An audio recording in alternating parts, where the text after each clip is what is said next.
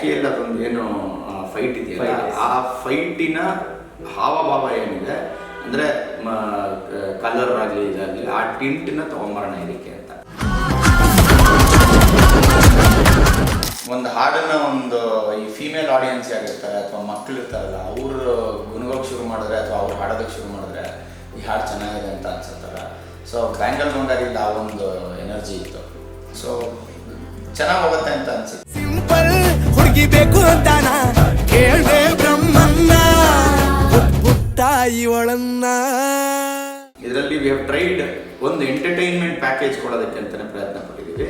Obviously ಇದೊಂದು proper family action drama. ನಾವು ಆ ಥರ ಹೇಳಬೇಕು ಅಂದರೆ ಒಂದು ಫ್ಯಾಮಿಲಿ ಕೂತ್ಕೊಂಡು ಏನೊಂದು ಈ ಟಿಪಿಕಲ್ ಆ್ಯಕ್ಷನ್ ಡ್ರಾಮಾ ನೋಡ್ತೀವಲ್ಲ ಆ ಥರದ್ದು ಒಂದು cinema, but with a very different approach, ಬೇರೆ ರೀತಿಯ ಅಪ್ರೋಚಲ್ಲಿ ಮಾಡುವಂಥ ಸಿನಿಮಾ. ಆಮೇಲೆ ನಾವು ರಾತ್ರಿ 1:30-2 ಗಂಟೆ ಶೂಟ್ ಶುರು ಮಾಡಿ ಬೆಳಿಗ್ಗೆ 6 ಗಂಟೆವರೆಗೂ ಮಾಡೋದು.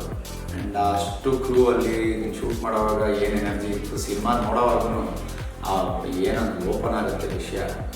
You love to watch it. ಅದರಲ್ಲಿ ಅಲ್ಲೇ ನೋಡೋದು. ಯೂಶ್ವಲಿ ಎಲ್ಲ ಗುಮಾನಿ ಇರುತ್ತಲ್ಲ, ಅವ್ರು ಮಾಡಲ್ಲ ಇವ್ರು ಮಾಡಲ್ಲ ಅಂತ.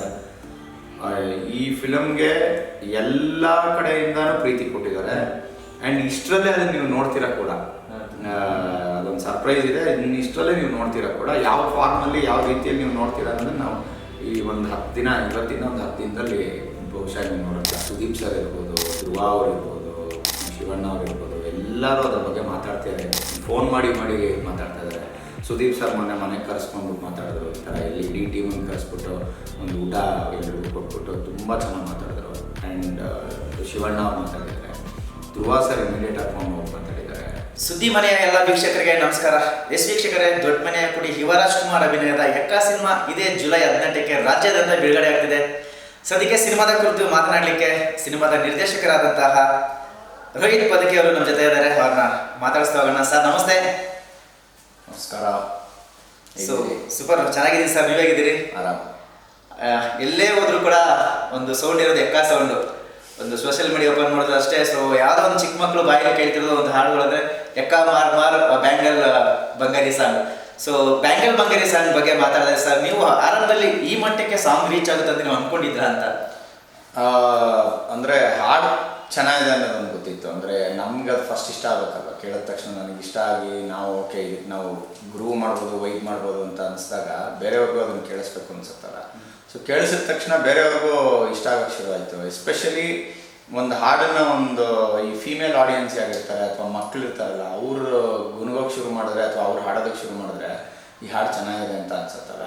ಸೊ ಬ್ಯಾಂಗಲ್ ಬಂಗಾರಿಂದ ಆ ಒಂದು ಎನರ್ಜಿ ಇತ್ತು. ಸೊ ಚೆನ್ನಾಗಿ ಹೋಗುತ್ತೆ ಅಂತ ಅನಿಸಿತ್ತು. ಬಟ್ ಈ ಥರ ಲೂಪ್ ಆಗುತ್ತೆ ಅನ್ನೋದು ನಾವು ಯಾವುದೂ ಎಕ್ಸ್ಪೆಕ್ಟ್ ಮಾಡೋಲ್ಲ. ಆ ಥರ ಚೆನ್ನಾಗಿ ಮಾಡಬೇಕು ಅಂತ ಮಾಡಿರ್ತೀವಿ. ಈ ಥರ ಲೂಪ್ ಆಗುತ್ತೆ ದೇವ್ರ ಇಚ್ಛೆ ಅಷ್ಟೇ.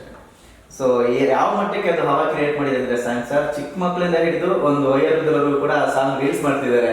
ಸೊ ನೀವು ಕೂಡ ಅದನ್ನ ಶೇರ್ ಮಾಡ್ಕೊಳ್ತಿದ್ರಿ ಇನ್ಸ್ಟಾದಲ್ಲಿ ಆಗಲಿ. ಸೊ ಇದೆಲ್ಲ ನೋಡಿದಾಗ ಎಲ್ಲೋ ಖುಷಿ ಅನ್ಸುತ್ತಲ್ಲ ಸರ್ ನಿಮಗೆ? ಆಬ್ಸಲ್ಯೂಟ್ಲಿ. ಅಂದರೆ ಏನಾಗುತ್ತೆ ಗೊತ್ತಾ, ಇದು ನಮ್ಮ ಹಾಡಲ್ಲ. ಇದು ಇನ್ನೇನಿದ್ರು ಜನಗಳ ಹಾಡು. ಜನ ಅವರೇ ಒಪ್ಕೊಂಡು ಇದನ್ನು ಮಾಡ್ಕೊಂಡಿರೋವಾಗ, ನಾವಿವಾಗ ಪಕ್ಕದಲ್ಲಿ ಹೋಗ್ತಾ ಯಾರೋ ಅದನ್ನು ಹಾಡ್ತಿರೋವಾಗ, ಯಾರೋ ಅದನ್ನು ಕೇಳ್ತಿರೋವಾಗ, ನಾವೇನೋ ಮಾಡಿದಪ್ಪ ಅಟ್ಲೀಸ್ಟ್ ಇದನ್ನ ಕೇಳ್ತಿದ್ದಾರೆ, ಮಾತಾಡ್ತಿದ್ದಾರೆ ಇದ್ರ ಬಗ್ಗೆ ಅನ್ನೋದು ಭಾಳ ಸಂತೋಷ ಪಡುತ್ತೆ. ಎಸ್ ಸರ್, ನಿಮ್ಮ ಕೃತಿಗಳು ನೋಡಿದ್ವಿ ಸರ್, ಹಿಂದಿನ ಸಿನಿಮಾಗಳೆಲ್ಲ ನೋಡ್ತಾ ಬೇರೆ ಥರ ಜಾನರ್ ಸಿನಿಮಾಗಳಲ್ಲಿ ಮಾಡಿರ್ತಕ್ಕಂಥ ಎಲ್ಲ ಸಿನಿಮಾ ಕೂಡ. ಇದು ಎಕ್ಕ ಕೂಡ ಒಂದು ಬೇರೆ ಜಾನರ್ ಸಿನಿಮಾ ಅನ್ಬೋದು. ಸೊ ಯಾವ ಥರ ಜಾನರ್ ಸಿನಿಮಾ ಎಕ್ಕ ಅಂತ ಅಂದರೆ ಇದನ್ನೊಂದು ಪರ್ಟಿಕ್ಯುಲರ್ ಟೆಂಪ್ಲೇಟಲ್ಲಿ ಹಾಕೋದಕ್ಕಾಗಲ್ಲ. ಇದು ಈ ಥರ ಒಂದು ಕಾಮಿಡಿನ, ಕ್ರೈಮಾ ಅಥವಾ ಆ್ಯಕ್ಷನ್ನ, ಫ್ಯಾಮಿಲಿನ ಅಂತ. ಇದರಲ್ಲಿ ವಿ ಹ್ಯಾವ್ ಟ್ರೈಡ್ ಒಂದು ಎಂಟರ್ಟೈನ್ಮೆಂಟ್ ಪ್ಯಾಕೇಜ್ ಕೊಡೋದಕ್ಕೆ ಅಂತಲೇ ಪ್ರಯತ್ನ ಪಟ್ಟಿದ್ದೀವಿ. ಆಬ್ವಿಯಸ್ಲಿ ಇದೊಂದು ಪ್ರಾಪರ್ ಫ್ಯಾಮಿಲಿ ಆ್ಯಕ್ಷನ್ ಡ್ರಾಮಾ. ನಾವು ಆ ಥರ ಹೇಳಬೇಕು ಅಂದರೆ ಒಂದು ಫ್ಯಾಮಿಲಿ ಕೂತ್ಕೊಂಡು ಏನೊಂದು ಈ ಟಿಪಿಕಲ್ ಆ್ಯಕ್ಷನ್ ಡ್ರಾಮಾ ನೋಡ್ತೀವಲ್ಲ ಆ ಥರದ್ದೊಂದು cinema, but with a very different approach, ಬೇರೆ ರೀತಿಯ ಅಪ್ರೋಚಲ್ಲಿ ಮಾಡುವಂಥ ಸಿನಿಮಾ ಇದು. ಆಬ್ವಿಯಸ್ಲಿ ಎಲ್ಲ ಫಿಲ್ಮ್ ಮೇಕರ್ಸು ನಾವು ಡಿಫ್ರೆಂಟಾಗೇ ಮಾಡಿದ್ದೀನಿ ಅಂತ ಹೇಳ್ಕೊತೀವಿ. ಬಟ್ ಒಂದು ಆ್ಯಕ್ಷನ್ ಸಿನಿಮಾನ ಈ ರೀತಿ ಪ್ರೆಸೆಂಟ್ ಮಾಡ್ಬೋದು ಅನ್ನೋದು ಒಂದು ಥಾಟ್ ಇಟ್ಕೊಂಡು ಮಾಡುವಂಥ ಸಿನಿಮಾ ಇದು. ಸರ್ ಎಕ್ಕ ಅಂತ ಹೆಸರು ಕೇಳಿದನಿಗೆ ನಮಗೆ ನೆನಪಾಗುತ್ತೆ ಜಾಕಿ ಸಿನಿಮಾದ ಎಕ್ಕ ರಾಜಾರಾಣಿ ಅಂತ ಹೇಳಿ. ಸೊ ಈ ಸಿನಿಮಾಗೆ ಎಕ್ಕ ಅಂತ ಟೈಟ್ಲ್ ಇರಬೇಕಂತ ಏನು ಯಾಕೆ ಪ್ಲಾನ್ ಮಾಡೋದು ಅಂತ? ಇನಿಷಿಯಲಿ ನಾವು ಡಿಸ್ಕಸ್ ಮಾಡಬೇಕಾದ್ರೆ ಎಕ್ಕ ರಾಜಾರಾಣಿ ಅಂತಲೇ ಟೈಟ್ಲ್ ಇಡಬೇಕು ಅಂತ ಹೇಳಿದ್ದು. ಯಾಕೆಂದರೆ ಈ ಕಥೆಯಲ್ಲಿ ಅದೇ ಇಂಟಿಗ್ರಲ್ ಪಾರ್ಟ್. ಎಕ್ಕ ರಾಜಾರಾಣಿ ಅನ್ನೋ ಒಂದು ಏನು ಕಾನ್ಸೆಪ್ಟ್ ಇದೆಯಲ್ಲ ಅದೇ ಇಂಟಿಗ್ರಲ್ ಪಾರ್ಟ್ ಕಾರ್ಡ್ಸ್ದು ಇದ್ರದ್ದು. ಸೊ ಅದಾದ್ಮೇಲೆ ಟೈಟಲ್ ಸಿಗಲಿಲ್ಲ ನಮಗೆ, ಬೇರೆ ಯಾರ್ದೋ ಹತ್ರ ಇತ್ತು, ಹಾಗಾಗಿ ಎಕ್ಕ ಅಂತ ಇಟ್ವಿ ಟೈಟಲ್. ಆ್ಯಂಡ್ ಎಕ್ಕ ಅಂತಂದರೆ ಇನ್ ಜನರಲ್ ನಾವು ಅದನ್ನು ರಿಲೇಟ್ ಮಾಡಬೇಕು ಅಂತಂದರೆ ನನಗೆ ಅದೇ ಎಲ್ಲ ಕಡೆ ಹೋಗೋ ಕಡೆ ಎಲ್ಲ ಅದೇ ಮಾತಾಡ್ತಾ ಇದ್ದೀವಿ. ಸೊಸೈಟಿಯ ಎಕ್ಕ ಯಾರು, ಸಮಾಜದಲ್ಲಿ ಎಕ್ಕ ಯಾರು ಅಂತಂದರೆ ಸಮಾಜದಲ್ಲಿ ಎಕ್ಕ ರಾಜನಿಗಿಂತ ಮೇಲಿರೋನು, ರಾಜನಿಗಿಂತ ಮೇಲಿರೋನು ಯಾರು ಪ್ರಜೆ. ಸೊ ಆ ಪ್ರಜೆನೇ ಎಕ್ಕ. ಈ ಸಿನಿಮಾದಲ್ಲೂ ಅದೇ ಕಾನ್ಸೆಪ್ಟ್ ಎಲ್ಲ ಮಾಡಿರ್ತೀವಿ ಸರ್. ಸೊ ಇವಾಗ ಹೊರಡೆಗೆ ಒಂದು ವಿಡಿಯೋ ಗೇಮ್ಸ್ ಬಿಟ್ಟಿದ್ರಿ. ಸೊ ಆ ಗೇಮ್ಸು ಜಾಕಿಗೆ ಸುಮಾರು ಜನ ಕಂಪೇರ್ ಮಾಡಿದ್ರು ಸರ್. ಸೊ ನಿಮ್ಮ ಗಮನಕ್ಕೂ ಬಂದಿರೋದು ಅನ್ಕೊಳ್ತೀನಿ. ಸೊ ಯಾವ ರೀತಿ ಕ್ಲಾರಿಟಿ ಕೊಡೋಕೆ ಇಷ್ಟಪಡ್ತೀವಿ ಅದನ್ನಂತ? ಅಲ್ಲ, ನನಗೆ ಗಮನಕ್ಕೆ ಬಂದಮೇಲೆ ಜನಕ್ಕೆ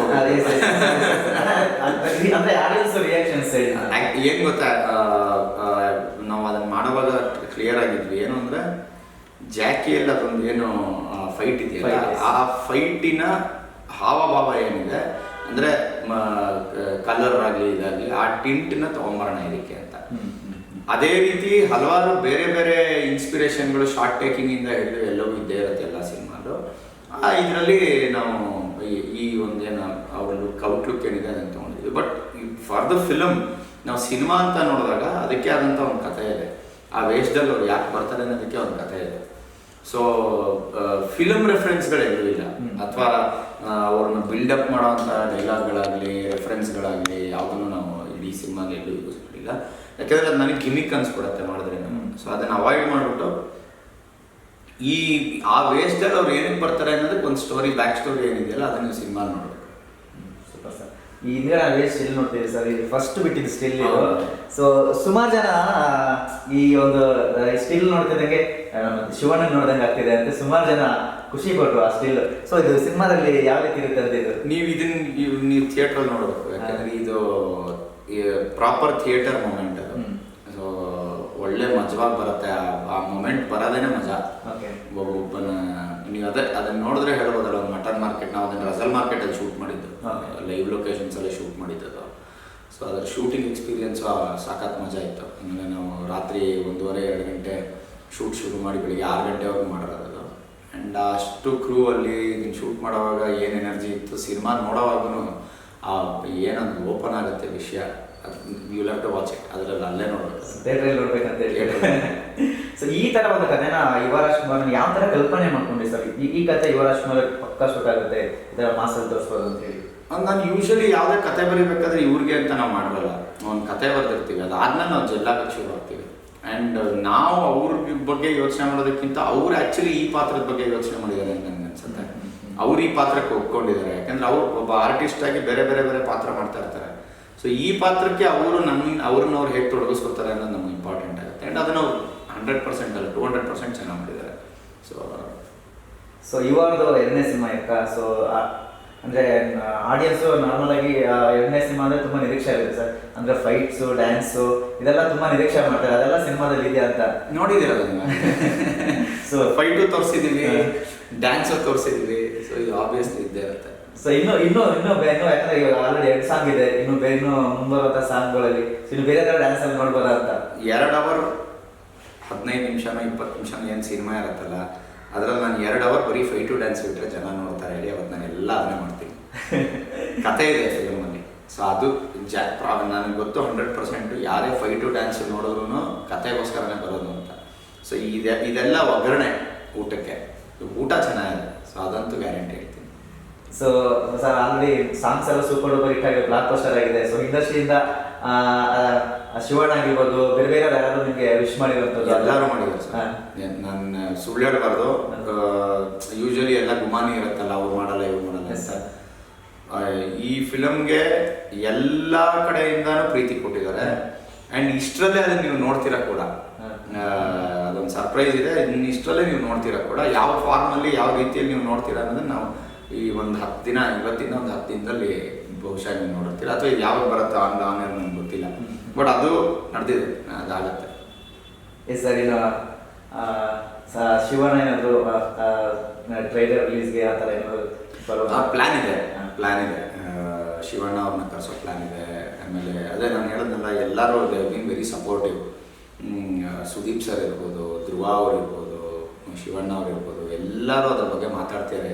ಫೋನ್ ಮಾಡಿ ಮಾತಾಡ್ತಾ ಇದ್ದಾರೆ. ಸುದೀಪ್ ಸರ್ ಮನೆಗೆ ಕರೆಸ್ಕೊಂಡ್ಬಿಟ್ಟು ಮಾತಾಡಿದ್ರು. ಈ ಥರ ಎಲ್ಲಿ ಇಡೀ ಟೀಮನ್ನು ಕರೆಸ್ಬಿಟ್ಟು ಒಂದು ಊಟ ಎಲ್ರಿಗೂ ಕೊಟ್ಬಿಟ್ಟು ತುಂಬ ಚೆನ್ನಾಗಿ ಮಾತಾಡಿದ್ರು. ಆ್ಯಂಡ್ ಶಿವಣ್ಣ ಅವ್ರು ಮಾತಾಡಿದ್ದಾರೆ. ಧ್ರುವ ಸರ್ ಇಮಿಡಿಯೇಟಾಗಿ ಫೋನ್ ಮಾಡಿ ಮಾತಾಡಿದ್ದಾರೆ. ಸೊ ಅಂದರೆ ಎಲ್ರೂ ಬೀನ್ ಅಪ್ಬೀಟ್, ಒಂದೇನೋ ಸಂತೋಷ ಇದೆ ಎಲ್ರಿಗೂ ಇದನ್ನು ನಾವು ಮಾಡ್ತಾ ಇರೋದು ಅಂತ ಅನ್ಸುತ್ತೆ. ಆ್ಯಂಡ್ ನಾವು ಅನ್ನೋದು ಅವ್ರನ್ನೂ ಸೇರಿಸೇ ನಾವಾಗಿದ್ದೀವಿ ಅನ್ನೋದು ನನ್ನ ಒಂದು ಅನಿಸಿಕೆ. ಸರ್ ಸಿನಿಮಾದಲ್ಲಿ ಇಬ್ಬರು ನಾಯಕರಿದ್ದಾರೆ. ಸೊ ಏನು ಹೇಳ್ಕೊಂಡಿದ್ದಾರೆ? ಟ್ರಯಾಂಗಲ್ ಹೇಳ್ಕೊಂಡಿದ್ದಾರೆ? ಇಲ್ಲ, ಹಂಗೇನಿಲ್ಲ.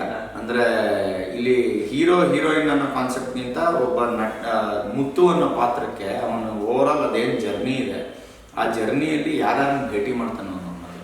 ಆ್ಯಂಡ್ ಅವನು ಆ ಭೇಟಿಯಿಂದ ಆಗುವಂಥ ಏನು ಘಟನೆಗಳೇನೇನು ಅನ್ನೋದ್ರ ಬಗ್ಗೆ ಮಾತಾಡಿದ್ದೀವಿ.